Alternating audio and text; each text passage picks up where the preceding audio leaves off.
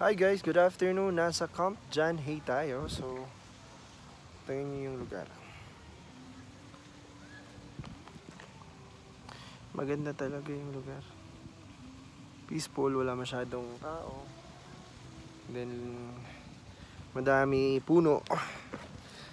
Tapos mafe-feel mo talaga yung hangin. Tapos napakalamig.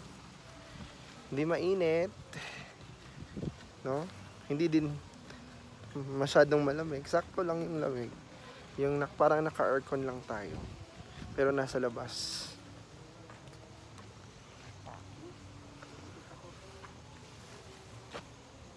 So makikita nyo yung view sa likod ko. May mga guests. Pero di kami nakabook dito eh. Sumilip lang kami saglit. Hindi naman daw bawal.